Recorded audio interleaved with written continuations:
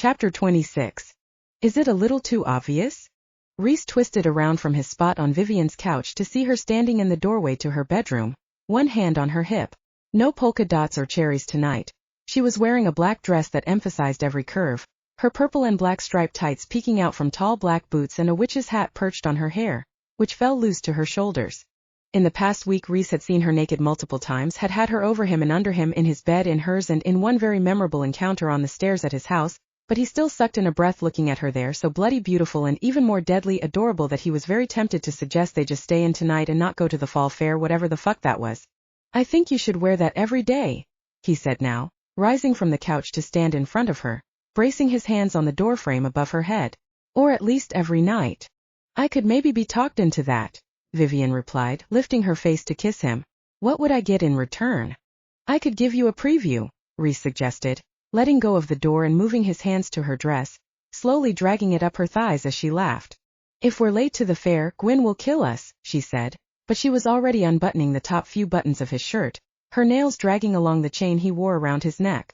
Can you kindly explain yet again what this actually entails? Am I going to have to bob for apples or something?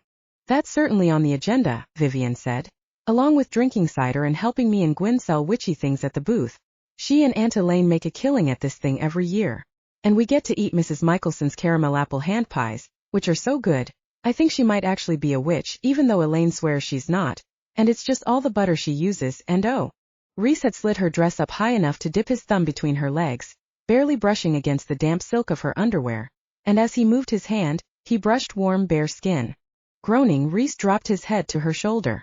I would have been bobbing for apples without knowing these stockings weren't tights after all? You are a truly cruel woman, Vivian. Nah, I was gonna let you fill me up on the hayride. I'm not even completely sure what a hayride is, but I think it might be my favorite part of this fall fair already. Leaning in, Rhys kissed her again, capturing her lower lip between his own lips and sucking gently, making her sigh against his mouth and press closer. The high neck of her dress prevented him from touching as much of her as he wanted to, but he settled on brushing the backs of his fingers against the curve of her breast, and dimly, he wondered how long he'd have to touch her to get his fill of it. He'd had her for 3 months that summer, and hadn't even begun to slake his thirst for her, had still felt as in her thrall that last day as he had the first. And he knew that when he left this time it would be the same. They could talk about getting it out of their systems all they wanted, this wasn't the kind of thing one got over. You did it before, you'll figure it out again. Because he would have to. They'd agreed there was no future for them, that they got to just enjoy the present for now, but every time he touched her, every time he kissed her, it was hard to remember that. Vivian drew back from the kiss now, and eyes bright, she urged him to his knees. Rhys went more than willingly, pushing her dress higher, taking in the lacy borders of her stockings just there at the most biteable part of her thighs. And bite it he did, gently, loving the ragged sound of her breathing as she reached out to steady herself there in the doorway, the almost painful tug of her fingers in his hair. He looked up her body at her, grinning as he pressed a kiss to the spot he'd just bitten. Still care about being late? Not even a little bit. Vivian may not have cared, and Rhys sure as fuck did not, but she was right about Gwyn. When they eventually arrived at the fall fair, nearly an hour later than they'd said they would, Vivian's cousin was waiting for them in the parking lot, her arms folded over her chest. Like Vivian, she was decked out in full witch regalia, although she was wearing a bright orange pair of ankle boots, and her tights were green. We're in trouble, Vivian said, and Rhys shrugged as he unbuckled his seatbelt. I'm blaming it on you. Telling Gwyn you demanded I service you before we left. You are late. Gwyn sang out when Vivian stepped out of the car, and Vivian waved her hand. Yes, I know Vivi, you're glowing brighter than a jack-o'-lantern, so I think I know what you were doing. Rhys had to fight very hard not to look smug as Vivian threw him an almost shy smile, but he clearly didn't succeed because Gwyn rolled her eyes at both of them, turning away. Y'all are gross, she grumbled, but Rhys saw the way she grinned at Vivian as she hooked her arm through her cousin's, tugging her close as they made their way toward the field where the festival was being held, their hips bumping. Rhys watched them, their heads close together, and there it was again, that sort of tug in his chest, reminding him that this was Vivian's place. She'd made a home in the small town her family had lived in for ages, made a life here, while his own hometown had nearly suffocated him. Another reminder of how very different they were. But when she looked back over her shoulder and smiled, that warm sunshine smile that made his heart trip inside his chest, he wasn't sure he cared. The fall fair had always been one of Vivi's favorite things in the days leading up to Halloween in Graves Glen. It was always held in the same field, nestled in a valley between the hills, the whole thing ringed in fairy lights and paper lanterns, the air smelling like fried food, popcorn and cinnamon. And while people definitely brought their kids, it didn't have quite the same family vibe as Founders Day always did. There was something a little wild about it, something more than a little pagan. Tonight, the sky was mostly clear, just a few clouds scuttering over the moon, and as Vivi wrapped a set of tarot cards in silk for a woman at Gwyn's booth, she hummed happily to herself. "You have the annoyingly cheerful manner of a woman having an absurd amount of awesome sex," Gwyn said as the woman walked away. There was no one else in line, so she hopped up on the counter of the booth, long legs dangling. "I am," Vivi said happily, "both annoyingly cheerful and having the absurd amount of awesome sex." "Yes, I'm aware," Gwyn replied, but she was smiling and she reached out, kicking Vivi gently with one orange boot. "You deserve it." "I kind of do actually," Vivi agreed, her eyes already scanning the crowd for Rhys. And as soon as she saw him, making his way toward her with several wax paper bags in hand, grinning the second their eyes met. Oh God, she felt that grin everywhere. She and Rhys had spent the last few days indulging in anything they could think of, anything they wanted, their bodies picking up right where they'd left off 9 years ago. But at moments like this, her stomach full of butterflies, her cheeks aching with her smile as she watched him amble his way toward her, she worried that maybe her heart had picked up right where it left too. "I hope this is what you wanted, Carriot," he said, handing her one of the bags. "You would have thought they were made of solid gold from the line for them." "Thank you," Vivi said, giving the bag the kind of look she usually reserved for Rhys. "I dream of these all year." "And for you," Rhys said, handing one to Gwyn, who took it with only slightly narrowed eyes. "You're making my cousin very happy and bringing me caramel apple pie?" Clearly working hard at getting another nickname besides Dickbag. Dickbag. "I live in hope," Rhys said, leaning against the counter as he folded down the wax paper and bit into his own pie. Vivi waited, watching him, and smiled smugly as his own expression went a little dreamy. "All right, I understand the line now," he said, then took another bite. "Vivian, I'm so sorry, but I'm leaving you for the woman who makes these pies. She's 90. Even so." Giggling, Vivi finally took a bite herself, her eyes fluttering shut at the mix of salted caramel, butter pastry and cinnamon apples.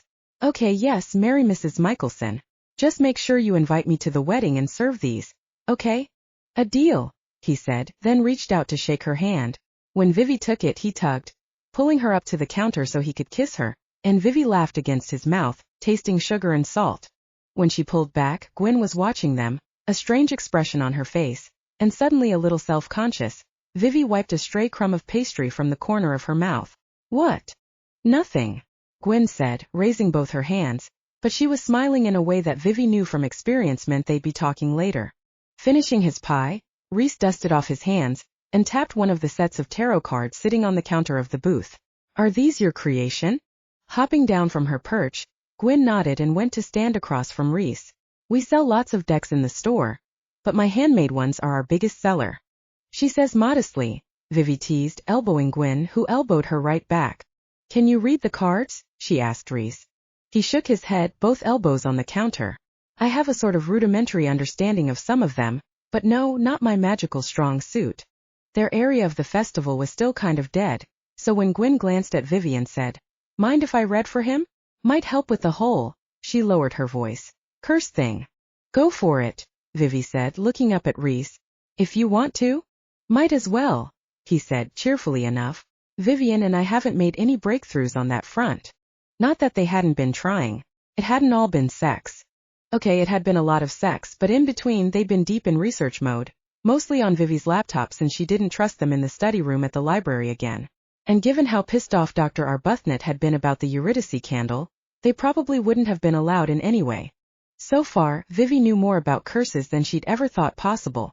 She knew the best moon phases for casting them, knew that wormwood made them stronger, knew that in 1509, a witch had managed to curse not just a town, but 6 different German principalities at once. What she didn't know was how to lift a curse. Typical that was the bit witches wanted to be vague about. Distracted, she moved to the other end of the booth, rearranging the display of candles, making sure the something wicked, "Come visit us in town" sign was straight, and only when Rhys called her name did she look back over at them. He was holding the star, her card, and smiling. This seems like a good sign. Vivi wandered back over, leaning against the counter as she plucked the card from Rhys's hand. "Depends on where it is in the spread," she said, and Gwyn tapped the spot where the card had been lying. We're going simple past, present, future. You're the present, obviously. Obviously, she echoed, and her eyes met Rhys's again. He was smiling at her in that way he had that was both sweet and fond, and also somehow let her know every filthy thing he was thinking of doing to her. It was really one of her favorite smiles on the planet. Gwyn was turning over the third card, the future spot, as Vivi looked at the past. Rhys had pulled the lovers there, also not a surprise, but when Gwyn laid the third card down she scowled at it. Ugh, the Emperor. He's not bad, Vivi objected, but as she looked at the version Gwyn had drawn she had to admit, he looked a little foreboding.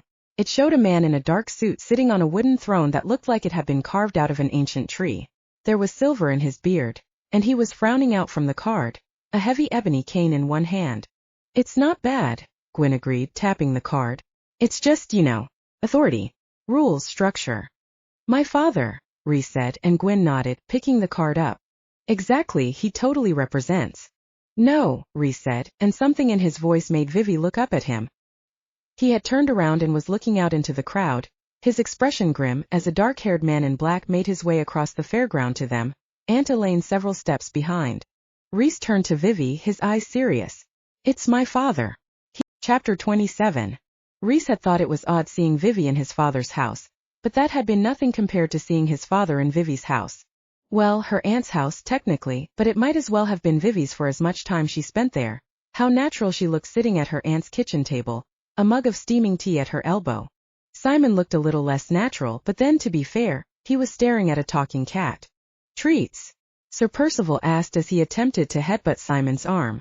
Treats? What on earth is this abomination? Simon asked, drawing his arm back even as Gwyn rose from her seat and heaved the cat up off the table. He's not an abomination, he is a precious baby.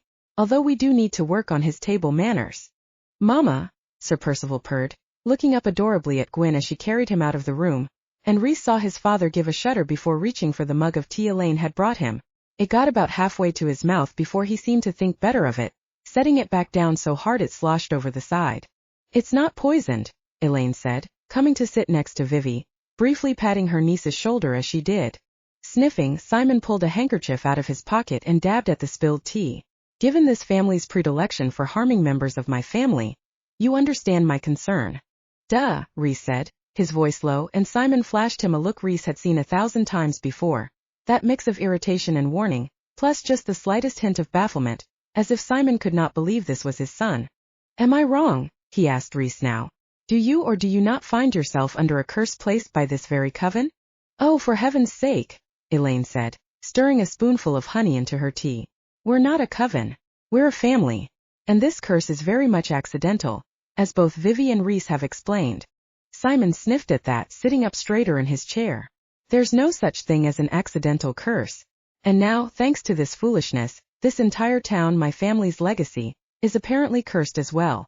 Now, from what I can gather, this has resulted in several accidents, plus a ghost being loosed, and also that living nightmare you call a cat. Gwyn had just walked back into the room, and now she leaned against the doorframe between the kitchen and the hall, folding her arms over her chest. Seriously, dude, don't care whose dad you are or how fancy a witch you are. Keep talking shit about my cat, and I will personally kick you down this mountain. Simon started to go a little purple in the face at that, so Rhys stepped forward from his own spot near the stove, hands lifted. All right, let's all just calm down and focus on the matter at hand. Oh Christ, he sounded like Wells. What a nightmare. Clearing her throat, Vivian tucked one leg underneath her and looked across the table at Simon.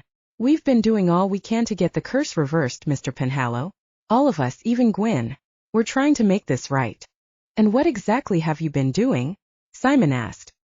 His tone was still frosty, but at least he wasn't shooting daggers from his eyes at Vivian. Small mercies. Vivian pressed her lips together, tucking a strand of hair behind her ear before saying, Well, we've been researching. Books? Simon asked, his brows drawing together, and Rhys frowned. Why are you saying books like that? You love books. If you could legally make books your children instead of me and Bowen, I think you would. You'd keep Wells, obviously.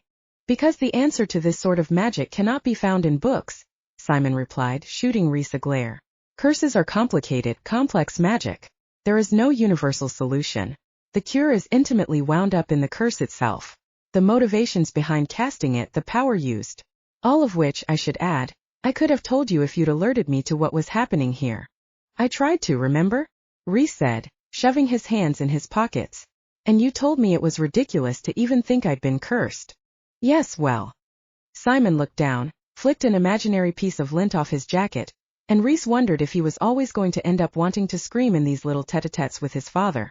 The point remains, once you knew what was afoot, I should have been informed. How did you find out? Vivian asked, leaning forward a bit. If you don't mind me asking. My brother, Rhys answered, then looked over at Simon with raised eyebrows. I assume that's it, isn't it? I told Wells, so he told you. Llewellyn was worried about you, Simon replied, and Rhys groaned, throwing up his hands, promising himself that the next time he saw his big brother, fratricide was on the menu. Should have called Bowen, I knew it. You were not kidding about the dysfunctional family stuff, he heard Gwyn mutter to Vivian, who shushed her. Rising from her seat, Elaine held her palms out, rings winking in the low light. Who should have told who what when is not the issue right now. This is actually good to know about the curse magic. Gives us something to work off of. Something more than books, yes, Simon said, then looked up at Rhys, his expression grim. You've been here for nearly 2 weeks, boy. What else have you been doing besides poring through useless tomes? Rhys kept his eyes off Vivian because he knew if he even glanced her way, his father would understand immediately just what Rhys had been doing.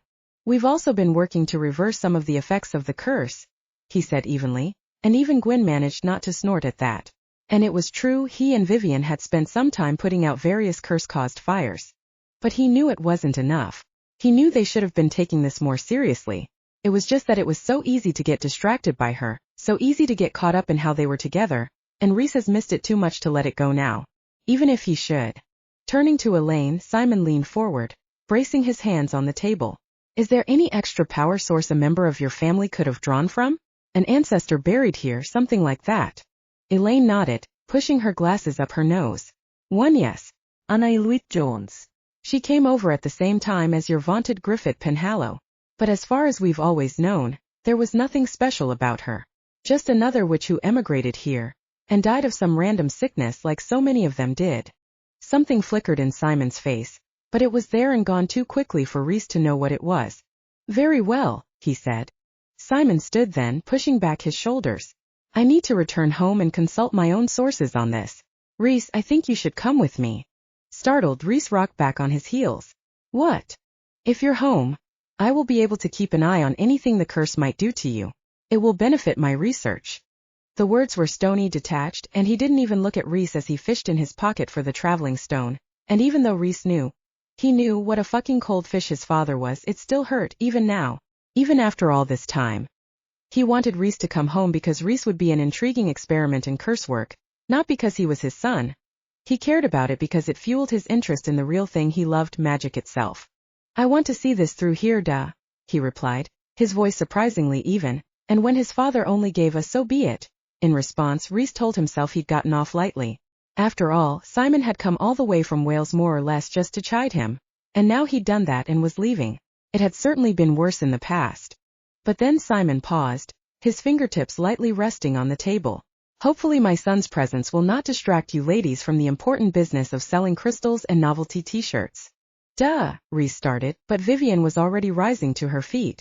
We do sell an awful lot of crystals and novelty t-shirts, she said, her own hands braced on the table. We also sell fake grimoires and plastic pumpkins and pointy hats. The whole shebang, really. The lines around Simon's mouth deepened, but he didn't say anything, not even when Vivian smiled and said, and yet we're still the witches who managed to curse your son, and you had no idea it had even happened. So maybe back off a little. She kept smiling, her eyes hard, her cheeks a little flushed, and truly, how could any man not be wildly in love with her? Vivian glanced over at him, and since Rhys was fairly certain he had cartoon hearts literally pouring out of his eyes, he stood up, nodding at his father. I'll see you on your way, shall I? Simon was still looking at Vivian, but after a moment he nodded, heading for the door. Walking his father out, Rhys paused at the top of the porch steps. Sorry for the wasted trip. Simon turned and looked at him, and Rhys saw the lines around his mouth carved deep, the hollows beneath his cheekbones. Rhys, Simon said, and then he shook his head, the traveling stone already in his hand. Take care of yourself. I always have, he replied, but the words were barely out of his mouth before his father was gone, blinking out like a light, leaving Rhys alone on the porch. Want me to follow you home? Ah, not alone. Vivian stood in the doorway, still in her witch's dress, the hat long since discarded, and Rhys nodded. I'd like that, yeah.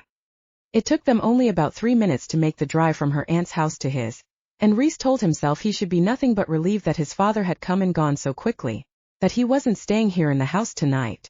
He dropped his keys on the table by the door, Vivian just behind him. Thank you, he said, turning to look at her. Both for seeing me home like a lady, and also for putting up with my father. He really wasn't so bad, she said with a shrug. Way less scary than I'd thought he'd be. Vivian, you gorgeous girl, you are a woman of many talents, but lying is not one of them. She smiled a little at that, and then crossed the room to stand in front of him. Do you want me to go? She asked, reaching up to brush his hair back from his face. Get some time to yourself? Stay, he said, taking her hand and kissing her palm, then her wrist. And then he was kissing her mouth, suddenly desperately needing her, wanting her, and her hands were already at the button on his jeans. Stay, Rhys murmured again, and he knew he didn't just mean tonight, but rather than say that, he pulled her down onto the sofa with him. You know, the one place where this decorating scheme really works is in here, Vivi said, leaning back against Rhys's chest in the giant clawfoot tub that dominated the master bathroom. Like the rest of the house, it was done in shades of black and deep burgundy, but Rhys had to agree with her. In here, the mood was definitely more romantic than terrifying. Of course, that might have been all the candles they'd lit and the fact that he currently had Vivi, naked and wet, pressed up against him. But in any case, Rhys was suddenly very fond of this spot in the house. Thank you, he murmured against her temple, kissing the damp hair there, and she tilted her head back to look at him. For complimenting your bathroom? For all of it. For holding your own against my father. He loves you, she said softly, reaching down to tangle her fingers with his under the water. Yes, he's overbearing and kind of a lot, but he's scared, worried, and you can't blame him for that. Rhys didn't want to think about his father right now, and he didn't want to explain to Vivian that family didn't necessarily mean people who cared about you. She had Elaine and Gwyn, she had warmth and love and home and all the things Rhys had always hoped Simon might be, but never had been. She was lucky. And he was lucky to have her, even if it wasn't for much. Chapter 28. Vivi woke up the next morning and had the brief, disorienting sensation of not knowing where she was. Rolling over, she pushed her hair out of her face and took in the heavy velvet drapes and flocked wallpaper. Rhys's house. Rhys's father's house. Rhys's father. Sighing, Vivi flopped onto her back as last night came rushing back. Simon hadn't been wrong about them ignoring the curse, or at least not paying it as much attention as they should have. They'd cursed her entire town, and what had they spent the last week doing? She glanced at Rhys's side of the bed, already empty, and her body went warm with the memories of this past week. Felt silly to call it magic, but it had been. Just spending time with Rhys again, showing him around Graves Glen, having dinner with him in her apartment, or here in this bizarre mausoleum of a house that had, somehow, started to feel a little homier. She even kind of liked the canopy if she was honest. But Simon had been right. Halloween was just a day away. And they needed to get serious about this. Easier said than done when it comes to Rhys, she thought, pushing the sheets back. Which is why it was something of a shock to come downstairs and see Rhys fully dressed in the kitchen, a pair of sunglasses caught in the deep V of his shirt, 2 travel mugs of coffee in his hands. Morning, my darling, he said, entirely too chipper for. Vivi checked the grandfather clock in the hallway, barely 7 in the morning. Who are you and what have you done with Rhys Penhallow? She asked, narrowing her eyes at him even as she took one of the mugs from him. I do run a business, you know.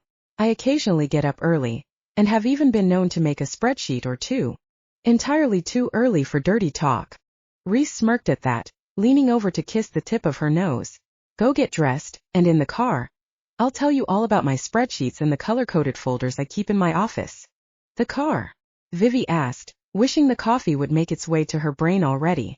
We have an errand to run, Rhys replied, and something about the suddenly firm line of his mouth, the set of his shoulders, told her this was about the curse. 20 minutes and a phone call to Gwyn later, Vivi was showered, dressed in a pair of jeans she'd left at Elaine's and a striped sweater that actually belonged to Gwyn, plus her own black boots from the night before, and she and Rhys were in his rental car, heading north out of Graves Glen. I guess about now would be a fabulous time to tell me what this errand actually entails, Vivi said, reaching up to twist her hair into a messy bun. Rhys glanced over at her. He had his sunglasses on, the sleeves of his dark gray button-down rolled up, and Vivi wondered why it was that she could have had so much sex with this man, and still be so turned on by something as basic as his forearms while driving? Was that some kind of heretofore unknown fetish of hers? Or was it just that everything about Rhys turned her on? Then he said, "We're going to let that ghost out of the candle," and her libido got a healthy splash of cold water. "I'm sorry, what?" she asked, her hands still frozen on top of her head, the ponytail holder stretched between two fingers as she stared at him. "Piper McBride," he answered, as calm and collected as ever, and Vivi scowled at him as she let her hands drop, her hair falling back to her shoulders. "That would be the Who, Rhys. What I meant was, what the hell do you mean we're letting her out of that candle? We don't even know where that candle is right now." "Actually," Rhys said, reaching over to pick up his travel mug, "we do." He casually sipped his coffee and Vivi grumbled as she went back to fixing her hair. "This is punishment for not telling you about the ghost in the first place, isn't it?" "Little bit, yes," he said, then gave her that half smile that always hit her somewhere squarely in the chest. "All right, cards on the table. I couldn't sleep last night, and while staring at you while you sleep is a treasured pastime. Creeper." That grin again and a quick squeeze to her thigh. "I decided to put my insomnia to use. My father was right, much as saying that makes me want to die. It's almost Samhain, and we need to be focused on the curse. So I thought to myself, Rhys, you devilishly handsome bastard, what was the last truly solid lead you got on the curse?" And then I remembered O.L. Piper with her cursed penhallow bit, and it struck me that she might know more than we let her reveal before the candle sucked her in. Vivi nodded slowly even as her stomach went icy at the thought of dealing with Piper again. "Okay, I can see all that," she agreed. "But Tamsin Bly has the candle if she hasn't already sold it. And God knows where she is." "She's 2 towns over," Rhys said, turning left off the highway. "In a place called Cade's Hollow." Vivi blinked at him. "How do you know that?" Rhys tapped the side of his nose with one long finger. "Can't trust doing magic in Graves Glen, but that doesn't mean I can't get other people to do magic for me. Specifically, in this case my brother Llewellyn. Wanker owes me one. So I called him, had him run a little tracking spell for me. Now, had Miss Bly already been on the other side of the country, we might have needed a plan B, but turns out she didn't go far." "But she might not still have the candle," Vivi said, not wanting to get her hopes up, and Rhys nodded. "She might not," he agreed. "But we'll burn that bridge when we come to it." "Cross. The saying is cross that bridge when we come to it." "Huh," was Rhys's only reply, and Vivi settled back into her seat, watching the early morning sun play over the purplish-blue mountains, watched as the fields slowly became houses, and as the houses gave way to a town even smaller than Graves Glen. Once the downtown was behind them, Rhys took another series of turns, eventually pulling up in front of a Victorian mansion that looked like a wedding cake, all gingerbread trim and peaked roofs, a wreath of autumn leaves adorning the front door. Shutting off the car, Rhys ducked his head down to study the building through the windshield. "She's at a B&B?" Vivi asked. "This was definitely the address Wells gave me," Rhys said, then after a pause added, "You know, when we're done here we could get a room and—" "Rhys." Vivi gave him a look. "Focus, please." "Sorry, you're right. Curse work now, sex later." They got out of the car, the morning chilly and still a little damp, dew sparkling on the thick bushes outside the bed and breakfast as they made their way up the steps, and Vivi smiled at the little jack-o'-lantern sitting on a wicker table just outside the front door. Bells chimed overhead as they opened the front door, and a cheerful blonde woman behind a large oak counter beamed at the two of them. "Good morning. How can I help you?" Vivi realized she hadn't asked Rhys if he had a plan for how they were going to talk to Tamsin. Any hotel worth its salt wasn't just going to offer up the room number of a guest, and Vivi wasn't sure how long they could just hang out in the lobby, hoping Tamsin came down. Rhys smiled at the woman behind the counter. "We're actually hoping to say hello to a friend," he said, his accent thicker than usual, and Vivi fought the urge to elbow him in the ribs. Charm. That was his entire plan. Smile, drop a few Welsh words in, do that leaning thing against the counter while his hair did that other thing, and hope for the best, aka the Rhys Penhallow special. But before Rhys could even do the leaning thing, footsteps were pounding down the massive staircase to their right, and Amanda, no Tamsin Bly, was suddenly there, practically leaning over the banister. "Hi, you too," she said, her voice so bright and cheery that Vivi was surprised cartoon birds didn't appear by her head. And then Vivi noticed how pale she was, the deep shadows under her eyes, and that her smile had a kind of rictus quality to it. She waved at both Rhys and Vivi. "Come on upstairs. So glad you're here." Rhys shot Vivi the most eloquent "what the fuck?"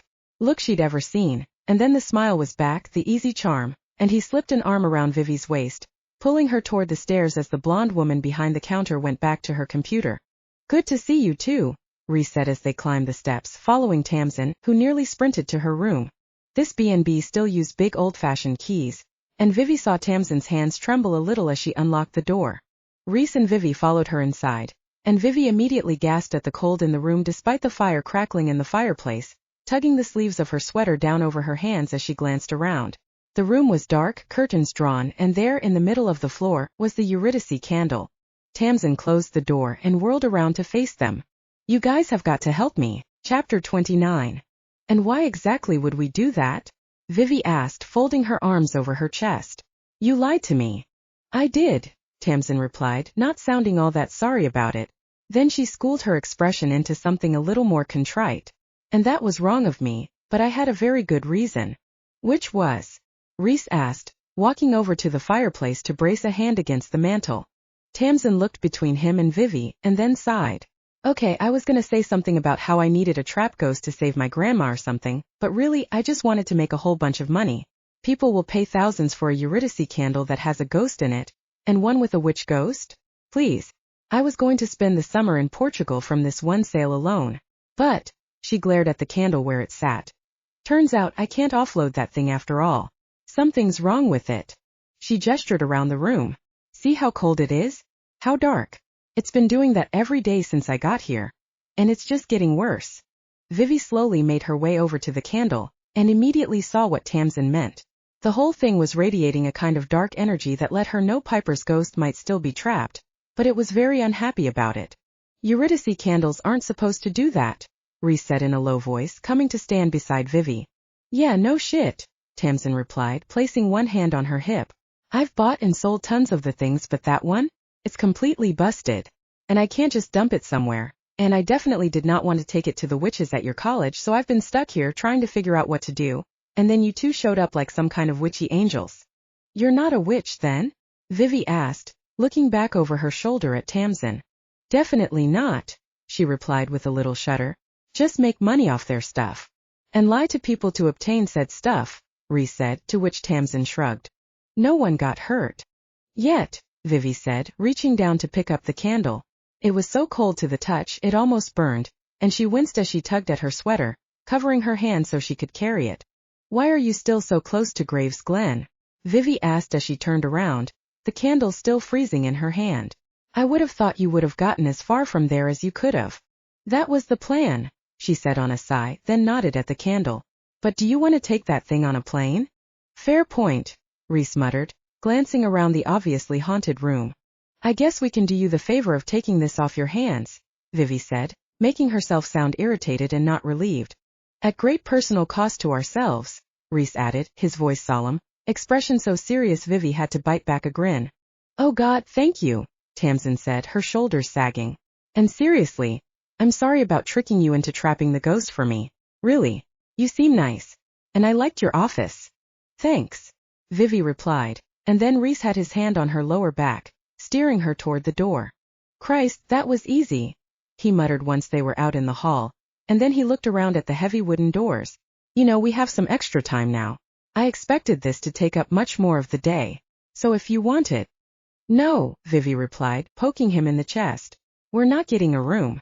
We're taking this thing straight to Aunt Elaine." Giving a heavy sigh, Rhys cupped her face with one hand, leaning in to brush a kiss against her mouth. "I both love and hate when you're sensible, Vivian." "Okay, we probably should have gotten a room," Vivi thought several hours later as she sat shivering in the woods beyond Elaine's cabin. They'd gotten back to Graves Glen before noon, but Elaine was insistent that this kind of magic needed to be done at night, under the moon, although now, as Vivi huddled a little closer to Rhys, she wondered if this was more of Aunt Elaine just leaning into aesthetics.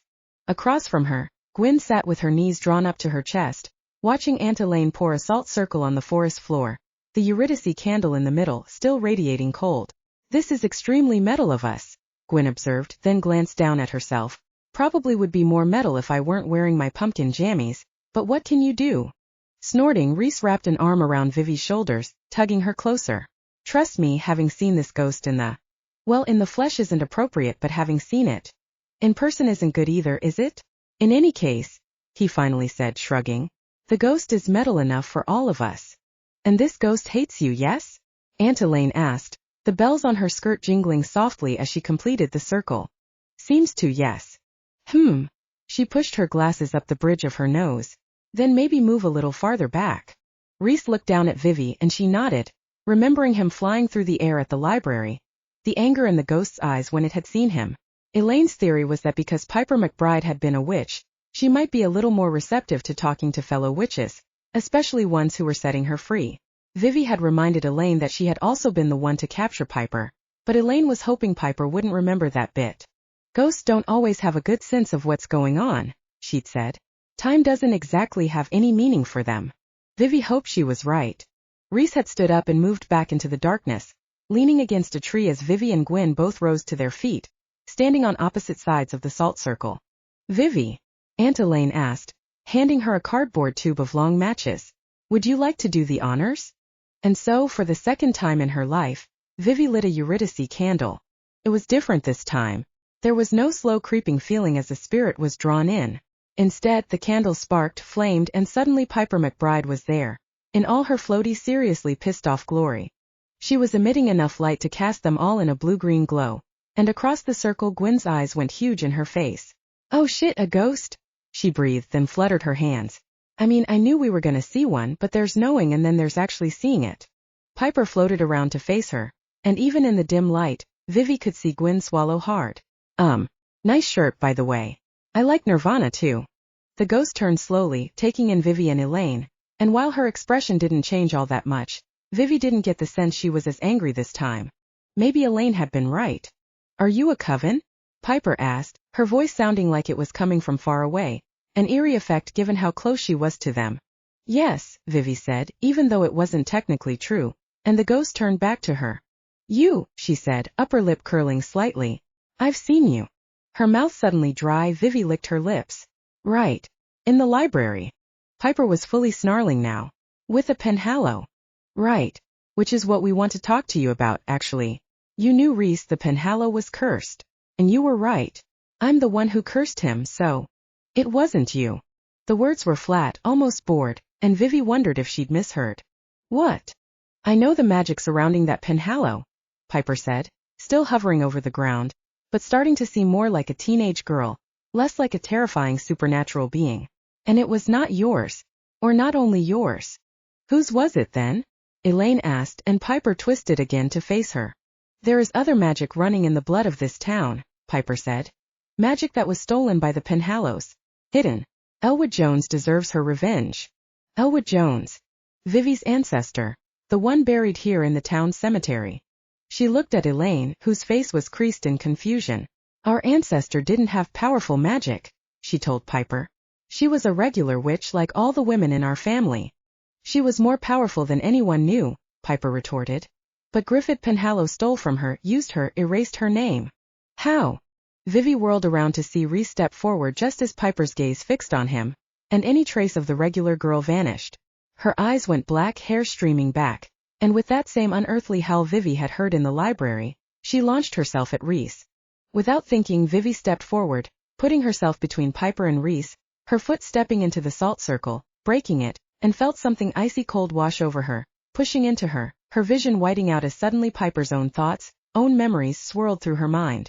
Piper in the library researching Gravesglen's history, her black hair hanging down over a notebook, Elwood Jones written in purple ink, Piper in the cabin at her altar, candles lit, runes glowing and a spell to raise Elwood's spirit, but it's too much, the magic is too much and Piper can feel it pulling at her, sucking her down, and then it's dark, it's so dark and it's cold. Vivi gasped, leaves crunching under her fingers as the cold rushed out of her, her heart racing, her vision still blurry as she tried to make sense of what she'd just seen. Vivian. Rhys was kneeling down next to her. How had she ended up on the ground? His hands on her shoulders, his face pale, and Vivi looked beyond him to see Piper still hovering over the candle, the salt circle repaired, Elaine looking frazzled. I'm fine, she managed to croak, even though she wasn't sure she was. Really? She let Rhys help her to her feet, leaning heavily against him as she stared up at Piper. Trying to contact Elwood killed you, she said, her voice still raspy, and Piper nodded even as she continued to glare at Rhys. It wasn't her fault. It was mine. My magic wasn't strong enough to break the bonds that held her. Her gaze swung to Vivi. But yours was. You called her forth with your curse, and she gave you power because you're her blood. A blood curse, Elaine said, frowning. I didn't even think of that. Is that bad? Gwyn asked and then shook her head. Okay, stupid question. Anything called a blood curse is clearly bad. So how do we lift it? Vivi asked Piper now, and Piper smiled. You can't. Only Elwood can do that. But she's dead, Gwyn said, hands on her hips. Because she got an ear infection or whatever it was that killed people back then. Griffith killed her, Piper retorted, when he drained her magic from her to fuel this town. He covered it up, said she died from influenza. Gwyn blinked at that, and Vivi thought again of that cave, the magic pulsing through the ley lines. Not just magic, but Elwood's very life force taken from her. Still, Gwyn went on, you died trying to contact her, so it seems like asking her to lift this curse is kind of out of the question. She wouldn't lift it even if she could, Piper replied. I've seen what it's done to this town. This town, Griffith Penhallow's legacy, suffers. So does Griffith Penhallow's heir. Those malevolent eyes fixed on Rhys again, who stared back at her nonplussed. Me? He said, laying a hand on his chest. I'm not really his heir. There are loads of us. But you're the one who's here. Piper smirked. And tomorrow is Samhain, when the veil is the thinnest, and Elwood's magic will be at its most powerful. Halloween. Tomorrow. Vivi looked at the ghost, her blood suddenly ice cold, her stomach clenched. So you're saying? The curse reaches its zenith tomorrow night at midnight, Piper said, and that smile turned poisonous. Tomorrow night, both this town and the Penhallow die. Chapter 30. Vivi's whole body ached as she and Rhys made the drive up to his house, and she was more tired than she'd ever been in her life. A kind of bone-deep tired that made things like unbuckling her seatbelt and opening the car door seem impossible. Rhys must have seen it because he reached over and pushed the button for her, then walked around to her side of the car and opened the door, helping her out. Want me to carry you? He asked, and she looked up at his house. No offense, but getting bridal carried into this house might make me feel like the swooning heroine in a horror movie. Understood, Rhys said with a little smile, but he still put his arm around her as they made their way up the porch steps. Who knew getting momentarily possessed was so draining? She asked, and as Rhys unlocked the door, he looked over at her again, eyes searching her face. You're sure you're all right? She was technically okay in body, at least just tired. It was her heart that ached.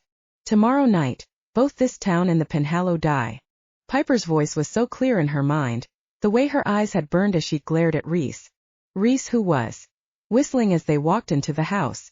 Vivi followed him, watching as he tossed his keys onto the table, then went into the kitchen, emerging with a couple of bottles of water. At least now that Piper has said her piece, she can stop haunting the library, Rhys said, and that was one good thing that had come out of this night. Once she'd delivered her pronouncement, she'd vanished, the Eurydice candle crumbling into dust, and Vivi had the sense she was gone for good this time. No binding spells necessary. But it still made her sad, the thought of that bright, talented witch feeling her power slowly drain away as she attempted magic that was entirely too much for her. Felt like such a waste. Rhys handed Vivi a bottle of water, flipping his own in his hand a couple of times before opening it. Still mission accomplished and all that. He moved toward her, but Vivi stepped back from him, suddenly not quite as exhausted.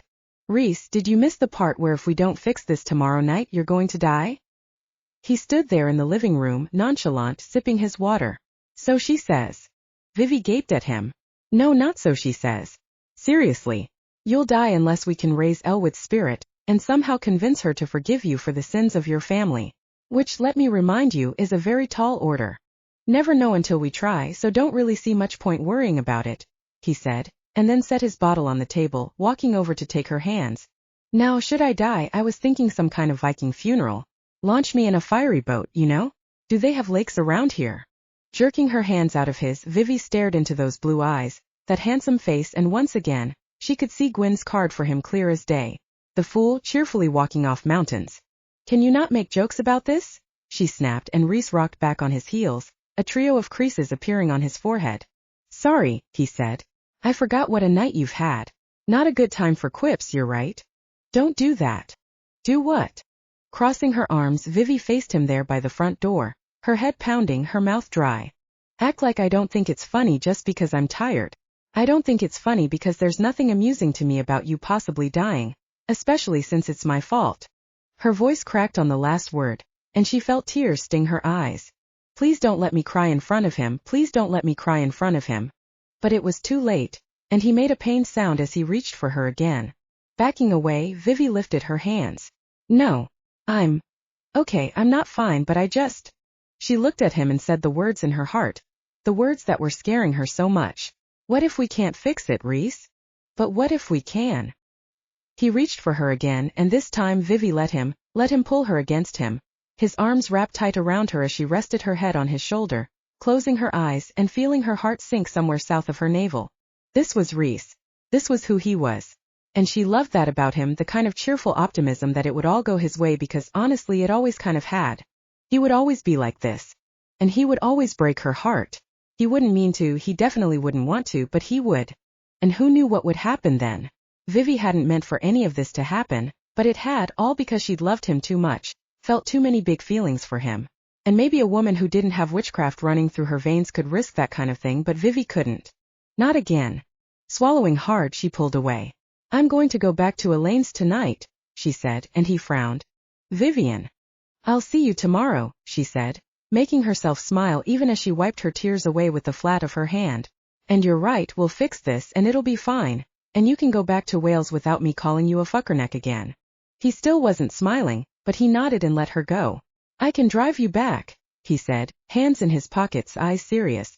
I'll walk, she said. It's not far. And it wasn't, the fresh evening air doing her some good as she made her way back to Elaine's. She wasn't even crying anymore as she walked in the front door. Vivi, Sir Percival said from his basket, and she smiled as she crouched down to pet him. Learning new words every day. Look at you go. Treats? He asked, blinking those big green eyes, and from the kitchen Gwyn called, Don't give him any. He's eaten his weight in them already. Vivi followed the sound of her cousin's voice, propping a hip against the kitchen table while Gwyn stirred something on the stove. Not staying with Rhys tonight? Nope. Needed a breather. Gwyn didn't reply to that for a long time, and then she turned away from whatever it was she was boiling and said, You can say you're in love with him, you know. I'm not, Vivi argued, but she turned away so that she didn't actually have to lie to Gwyn's face. It's just like it was before. An infatuation. Really good sex. A distraction. Vivi. Gwyn had crossed the kitchen and had her hands on Vivi's shoulders as she gently turned her around. I love good sex and distractions more than just about anything, but I also can recognize when something is the real deal. And this isn't it? Vivi could have withstood a lot of things. Sarcasm, prying, possibly even torture. Had Gwyn attempted any of those, she would have been able to breezily insist that she was not in love with Rhys Penhallow, and that she was just a 21st century woman having a good time in the midst of what was otherwise a total mess. But Gwyn was looking at her so sincerely with those big blue eyes that had always seen right into her soul, and oh goddammit, now she was crying. Again. Just a little, but that was enough for Gwyn. Her face creasing in exaggerated sympathy, Gwyn pulled Vivi in, smothering her in orange wool and the scent of lavender. Baby girl. Gwyn sighed and Vivi hugged her back, letting herself cry. It's so stupid. So is love, to be honest. We're completely wrong for each other. Which is why it's hot. I cursed him, Guinevere. Who among us hasn't? Pulling back, Vivi stared at Gwyn before swiping at her wet cheeks. Even you have to admit this is very bad timing. But Gwyn only shrugged. There's no really good timing for this kind of thing, is there? Finding your person just kind of happens when it happens. Or so they say. With that, she turned back to the stove, and for the first time Vivi noticed what she was making. The particularly sweet and, in Vivi's opinion, gross hot tea that Gwyn had always loved. A mix of truly obscene amounts of sugar, black tea, a bunch of spices, and orange-flavored Kool-Aid. It was Gwyn's go-to comfort drink, even above vodka, and it always signaled something bad. Jane. Vivi ventured, and Gwyn didn't turn around. Talk about people who were completely wrong for each other. Without saying anything else, Vivi walked over and put her arms around Gwyn's waist, resting her cheek against Gwyn's back. Then after a pause she asked, Wanna curse her? Gwyn burst into laughter, dropping her hands to cover Vivi's and squeezed. You know, let's wait to see how your sitch turns out before we attempt cursing again. Okay? Fair, Vivi answered, giving Gwyn one more hug before going over to the cabinet to get them both mugs. Tonight she'd sit at the kitchen table and drink Gwyn's breakup tea. And tomorrow she'd make a deal with the devil. Maybe. Chapter 31. Rhys woke up on what might be the last day of his life in an unsurprisingly bad mood. For one, he was alone. He'd slept on one side of the massive bed last night like some kind of heartsick idiot, and now as he rolled over and stretched his hand out to the place where Vivian should be, he felt very much like some kind of heartsick idiot. He'd fucked up last night. Badly. and he wasn't sure exactly where. He knew she'd been upset about the curse and what it meant, but he believed in her. Believed in them that they could fix this, and it had stung that she clearly didn't have the same faith. But then she never had had a huge amount of faith in him. Rhys might have bungled that summer pretty badly, but she hadn't even given him a chance to explain, had immediately assumed the absolute worst interpretation of what he'd said, and until this moment, he hadn't realized that that had stung too. Vivian had loved him, but she didn't trust him. She didn't trust him now. And now he was lying in black satin sheets and brooding, which was frankly humiliating. Rhys sighed and heaved himself up in the bed just as his phone went off on the nightstand, and his stupid, treacherous heart immediately leapt, thinking it might be Vivian. But no, it was Bowen on a video call, and as Rhys answered they both stared at each other in horror. "What's happened to your face?" Rhys asked just as Bowen scowled and said, "You're naked." Sitting up higher in the bed, Rhys dug the heel of his free hand into one eye. "No, I'm not. I just woke up and—" "Why would you answer a video call naked? Why would you attach a badger to your face?" For a moment the two brothers glared at each other through their respective phones, and then a smile cracked through all that beard. "It is kind of out of control, isn't it?" he asked, rubbing his jaw. "It needs its own postcode, mate," Rhys replied, but he was smiling too. Bowen was like Wells, a right pain in the arse a lot of the time, but it was also good to see him, even if he had grown the world's most terrifying beard. "Wells told me you fucked up," Bowen said, to the point as always. "Got yourself cursed." "It's a long story," Rhys warned, but Bowen only grunted, pulling the phone back to show Rhys the desolate mountainside he was sitting on. "I could use the entertainment." So Rhys told him all of it, starting with the summer 9 years ago, ending with Vivian walking out of his house in tears last night. When he was done, Bowen was frowning, but since that was one of Bowen's default expressions, Rhys wasn't that concerned. "She's right," he finally said. "About you never taking shite seriously." "That's not true," Rhys objected. "I take lots of shite seriously. My business." "Her. I would take you seriously, but I can't because of that beard." "See, that's what I mean," Bowen said, pointing at the phone with one finger. "Always taking the piss, making jokes. You say she doesn't trust you, but how can she when you act like nothing matters to you? Like it's all a big fucking lark." Rhys blinked. "Have you started giving free therapy to sheep up there, Bowen?" Bowen's scowl deepened, and Rhys held up a hand in surrender. Right, I get it, I'm doing it again." He didn't know how to explain to Bowen, a man who had always said exactly what he was thinking in the bluntest way possible, that it was easier for him to dodge and weave, not to let anyone know things ever got to him, to live life right on the surface and not worry about getting too deep. But the thing was, he was already in too deep. He was in love with Vivian. He was beginning to realize, never stopped loving her. That summer hadn't just been a fling, it had been the real deal. And he'd fucked it up. Just like he was fucking it up now. "Tell her how you feel," Bowen said now. "Be honest. Oh, and also don't die tonight." "Thanks," Rhys said with a rueful smile. "Take care of yourself up there. And shave." Bowen flipped him off, but he was grinning as they hung up, and Rhys got out of bed feeling a little bit better. He just needed to see Vivian and tell her the truth. Tell her he was head over heels for her, and that yes, tonight scared him shitless, but he trusted her. The issue was how to tell her. It wasn't exactly the sort of thing one declared over text. He'd go to her aunt's, tell her there. But when he drove down the mountain and knocked on Elaine's door, she was the only one there. Well, her and the cat. As soon as Elaine opened the door, the little furry bastard looked up at Rhys and very succinctly said, "Dickbag. I defended you the other night, mate," Rhys said, shaking a finger at Sir Percival. "Don't make me regret it." Elaine chuckled at that, leaning down to scoop up the cat, but she didn't invite Rhys in, and when she looked him over he felt like she could see into his soul. "You're here to tell Vivi you love her," she finally said, and he nodded. "Along with some other things, yes, but that's the main one. But since she doesn't appear to be here, I'll just pop over to Rhys." Elaine laid a hand on his arm, and for the first time, he noticed that she had the same hazel eyes as Vivian. Those eyes were kind now, but Rhys knew he wasn't going to like what she was about to say. "She's already home, getting ready for tonight. The magic she needs to do is. It's more than she's ever done before. Honestly, it's more than I've ever done before, and it takes preparation. You can't disturb that." Rhys felt like someone had just punched him in the stomach. He was too late. Seemed like he was always too fucking late. "Right," he said, making himself smile at Elaine. "Definitely not." Elaine squeezed his arm. "Tell her after." "I will," he replied, even as unease crawled along his spine. Assuming I'm still around after I will. The bath wasn't helping. Again. At least this time as Vivi sat in the tub, up to her chin in hot water, surrounded by candles, there was no vodka in sight. And she wasn't conjuring up Rhys's face or the scent of his cologne. She wasn't even sniffling. Really a big improvement over her last heartbreak bath. So why did she feel so much worse? She knew the answer to that, because this time the heartbreak felt so much bigger. And the task that loomed ahead of her was terrifying. Aunt Elaine was the best, strongest witch Vivi knew. And even she had never attempted something like this. And now Vivi, whose most used spell was reheating her tea without a microwave, was going to summon up a long-dead spirit and demand it reverse a curse. Somehow. The water sloshed as she stood up and reached for a towel, dimly wondering what kind of thing she should wear to a ritual summoning on a graveyard on Halloween night. Probably something suitably impressive, all black, maybe some silver jewelry. But as Vivi looked through her closet, her eye fell on the dress she'd been wearing the night Rhys had first come back into town.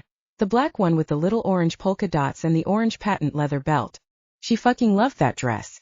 But it didn't exactly scream powerful sorceress. She reached past it, going for the black dress she'd worn to the fall fair, but then she paused. This was her spell.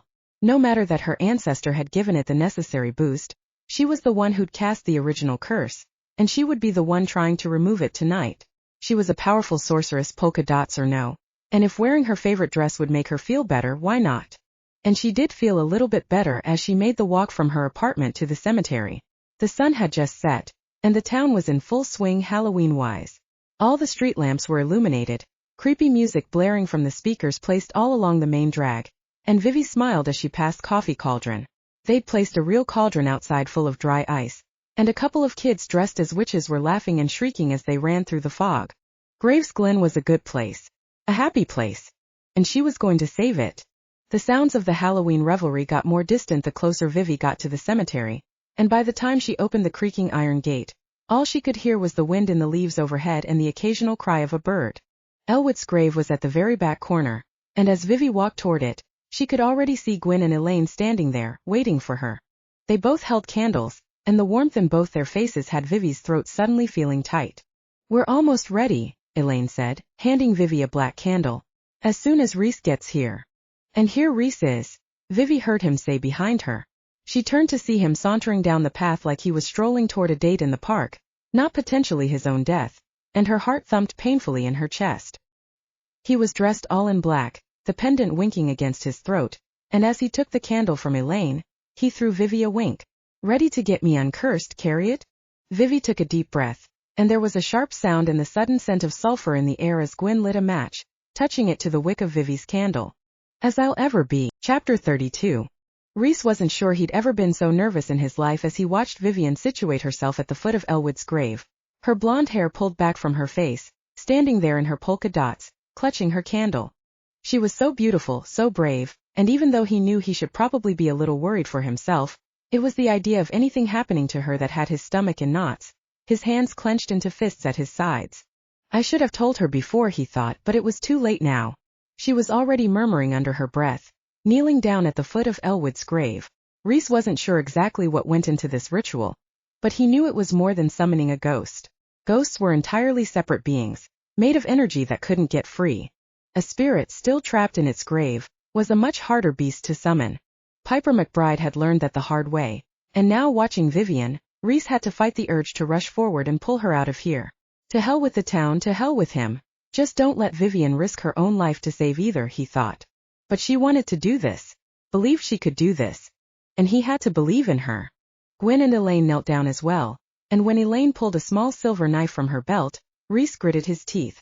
It was a blood curse and Vivi was Elwood's blood relative, so it shouldn't surprise him that blood was involved, but he still winced as that blade flashed over the meaty part of Vivian's palm, a quick, tiny cut, but a cut nonetheless. Vivian didn't flinch though, pressing her palm against the earth, lowering her head. Gwyn and Elaine were whispering along with Vivian, the flames of their candles flickering in the night wind, and Rhys felt cold race up his spine as the ground trembled slightly underfoot. He couldn't pinpoint exactly when he felt it happen. There was nothing dramatic like there had been with Piper, no sudden form leaping up from the grave. But when Vivian turned her head and looked at him, he knew it was not her behind those eyes. "Penhallow," she said, and it was her voice, but another one underneath it, Welsh accent lilting, and it was in Welsh that Rhys answered. "That's me." Vivian's lips tilted upward at the corners. You look like him. Like Griffith. Touching the bridge of his nose, Rhys frowned. Damn it all. Are you as feckless as he was? As cruel? She went on, rising to her feet. It was the strangest thing, seeing Vivian's body, a body he knew as well as his own now, but without her familiar gestures, her posture completely different. And she was watching him so coldly. He'd never seen that look on Vivian's face before, not even when she hated him. Feckless possibly, he answered now. Cruel? I certainly hope not. Moving toward him, Vivian spread her arms wide as behind her. Gwyn and Elaine watched, ashen. Griffith wanted his magic to build this town, she said. Wanted it to be his legacy. His own private kingdom. That does sound like the men in my family. But there wasn't enough. He was not enough, Vivian went on, so close now that he caught a whiff of ozone and earth, nothing like Vivian's own sugary sweet scent. And so he asked for my help. The eyes fixed somewhere over Rhys's shoulder, and he somehow knew she was seeing the caves, the ley lines. I meant to blend my magic with his, but he took all of it. Her gaze fastened on him. All of me. He drained me dry to build his town, and then erased my name from it. Built shrines in his own image. No thanks for my sacrifice, not even acknowledgement. It was as if I never was. Rhys could hear the hurt underneath all of that, and even though he knew it wasn't Vivian speaking to him, the word still lodged somewhere in his chest like a stone. If it's any consolation, he said, Griffith did die of smallpox, which I hear is pretty awful, so there can be no consolation. Her voice rose, the wind whipping higher, Vivian's hair blowing back from her face as overhead. The trees swayed and groaned. My descendant called on me to curse you, and so I did. And you in turn have cursed this town. My revenge would be complete, watching you both turn to ash. She tilted her head, watching him, and Rhys braced himself for. He wasn't sure what exactly. A smiting? That seemed likely. But then she said, except that this woman, this sister of my blood, asks me to spare both. To lift this curse from you and the town. Rhys took a slow deep breath. She does. And why should I? Rhys thought for some reason, some completely unimpeachable argument to save both his life and Graves Glen, but all he could say was, I love her. Those eyes didn't blink. You love her, Vivian/Elwood repeated, and Rhys nodded. I love her, and I hurt her, and I deserve to be cursed. But Graves Glen is her home. Her family's home. I can't let it be destroyed because of me. The moonlight spilled down into the graveyard, and for the first time, Rhys noticed a sort of shimmering veil around Vivian, could see her heart pounding in her throat. Was she still in there, his Vivian? Could she hear him? And if I were to spare the town but take you, what then? Gaze dark, the witch pressed even closer, and Rhys made himself stand his ground. Then take me, he said. It's a fair price for what was done to you. Rhys, he heard Gwyn cry, but Elaine stilled her with a hand on her wrist, and Rhys gave her a wobbly grin. Ah, finally, I'm not dickbag anymore. Elwood was still studying him through Vivian's eyes, and Rhys was very, very aware that his life was hanging in the balance. And then she backed away from him, some of the wind dying down, that smell like lightning striking the earth fading. You must love her then, she said. I do, he answered. Madly. She gave a sigh, Vivian's chest rising and falling, and then she closed her eyes. I can see her heart, Elwood said. Feel it inside her chest. She loves you too and would not see you harmed, and as she is of my blood, I've decided to grant her request. Rhys tried not to actually fall to the ground with relief, but it was a struggle. Thank you, he breathed, and he saw Gwyn and Elaine clutch hands. Thank you, Rhys repeated. And I promise I'll set this right about that bastard Griffith. No more statue, definitely no Founder's Day. I might even see if I can get my brother Wells to change his middle name. Elwood frowned, and for a second, Rhys wondered if mentioning the family connection had been a bad idea. But it wasn't that. She wasn't even looking at him, but back up toward the grave, her hands opening and closing at her sides. It's the curse. I cannot lift it. Beg pardon. She went to her knees, head tilting back to look up at the sky. I'm not strong enough. And her voice was sounding weaker, fainter, Vivian's voice stronger. Her eyes found his again, and this time it felt more like Vivian was looking back at him. I'm sorry, Rhys Penhallow, Elwood said. It's too late. And then there was a sound like the crack of thunder and Vivian slumped to the ground. Chapter 33. Vivi was getting a little tired of doing magic and somehow ending up on the ground. She opened her eyes to see Gwyn, Rhys and Elaine all standing over her, and from the expressions on their faces, she was guessing the ritual hadn't worked. Or had she even managed to do it? The last thing she remembered was her hand on Elwood's grave, asking her ancestor to lift the curse, and then it was all a big blank until now. Is it over? She asked Rhys, and he tried to smile at her as he helped her to her feet. You were magnificent. Honestly. That's not an answer, she replied as she dusted off her skirt, looking over at Gwyn and Elaine, both of whom were as grave as she'd ever seen them. You did it, Vivs, Gwyn said, coming forward to take Vivi's hand. You pulled Elwood's spirit right into you. It was the coolest magic I've ever seen. You were all goddess-y, and your hair was blowing in the wind like Beyoncé. Vivi stared at her. And it didn't work, she said. I can see it in your face. Gwyn's bravado collapsed, and she pressed a hand to Vivi's cheek. It wasn't your fault. Panicked, Vivi looked to Rhys, standing there so handsome, so casual, hands in his pockets, but there were lines around his mouth, his shoulders tense. Apparently Elwood didn't have the juice, Sawin or no.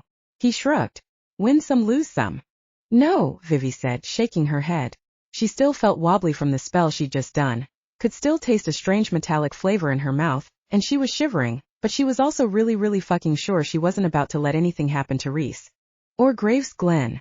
No, this isn't over, she said, and Elaine stepped forward, taking Vivi's hand. My love, we've done our best. Do you know how many witches could survive what you just did? Even on Sawin, calling up a spirit is work. The magic involved can kill, and look at you. I'm so proud of you. Thank you, Aunt Elaine, Vivi said, and she meant it. But I'm serious. We can't just quit. Vivian, Rhys said softly. There's nothing else to do. Closing her eyes, Vivi shook her head. No, there has to be. If we just think. Thinking might have been easier had she not just had a 300-year-old spirit inside her, and were her mind not chanting, Rhys will die, Rhys will die, Rhys will die, over and over again. But she tried to still her thoughts a little, tried to take a deep breath and will herself to calm down to find the solution. Rhys was cursed, so the town was cursed. Rhys and the town bound up together because of the ley lines. The magical lines that Rhys's ancestor had laid. But no. Her eyes flew open. It hadn't been Rhys's ancestor. Not just his ancestor. Elwood had been there too. Elwood's magic was in those ley lines, and Elwood's magic was in Vivi's blood. In Gwyn's, in Elaine's. It might not work. Probably wouldn't work. But she had to try. The ley lines, she said to Rhys now, already heading for the cemetery gate. We have to get to the ley lines. And Rhys, goddess love him, didn't even question it. I have my car and we have, he checked his watch, about an hour until midnight. You too, she said to Gwyn and Elaine. I need both of you. We'll be right behind you, Elaine said, and again Vivi felt a rush of gratitude for these people. These people who loved her and trusted her. The drive to the cave was a blur. Neither Rhys nor Vivi saying much, and when they arrived, Gwyn and Elaine had actually beaten them there. Rhys, Vivi said as they stepped into the first cave, the larger chamber leading to the rest of the system. I need you to wait here, okay? This has to be just the three of us. He didn't question it, just nodded. Of course. As Vivi made her way to the opening leading to the ley lines, though he couldn't help but call out, good luck making me not dead. This time, when Vivi walked into the chamber where the ley lines were, she didn't feel that rush of heat she'd felt with Rhys. If anything, she just felt a little nauseous, disoriented, like she'd spun in a circle too many times. The magic was still in here, still just as powerful, but now it was also powerfully, horribly wrong. Holy shit, she heard Gwyn whisper. And the three of them looked at the magic, pulsing on the floor of the cave. What had once been clean purple light was murky with corruption. Thick and sluggish, sparks of reddish light occasionally flashing off it. It's gotten worse, Vivi said. It looked bad that first night, but this. For the first time since she'd come up with this plan, she started to worry that maybe it was a stupid idea after all. Maybe she wasn't going to be able to pull this off. But she had to try. For Graves Glen. For Rhys. Even for Elwood, who deserved so much better than what had happened to her. Hold hands, Vivi said, and she, Elaine and Gwyn formed a circle, clasping their palms together. We made this magic, Vivi said, closing her eyes. Our family did. Maybe nobody built a statue to her or named a college after her, but she was real, and she was here and she helped make this town what it is. She gave her life for it. And we're her descendants. She felt both Gwyn and Elaine squeeze her hands, and it gave her the courage to take a deep breath and say, so fuck Griffith Penhallow. The Jones witches are taking this back. Vivi could feel the power surge beneath her feet and both Gwyn's and Elaine's hands were suddenly so hot they almost burned, but Vivi kept holding tight, kept sending every bit of magic she could muster into the circle made of the three of them, and then down into the ley lines themselves. It was like trying to push a boulder uphill and there was something pushing back. Whether it was the remains of the Penhallow magic or the curse itself, Vivi didn't know, but she pushed just as hard right back, feeling sweat break out on her brow as she concentrated. And then she heard Gwyn cry, "It's working!" Opening her eyes, Vivi looked down at the ley lines, watching as purple light sparked, strengthened, the black sludge receding, and she held on tighter to her aunt and her cousin, thinking of Elwood, thinking of Piper McBride, even thinking of the college witches, all of whom had power and just as much of a claim to the magic of Graves Glen as anyone. There was a sudden flash of light, so bright that Vivi gasped, dropping Gwyn's and Elaine's hands to cover her eyes, and then just as quickly as it had appeared, it was gone, leaving her vision a little distorted and dazzled.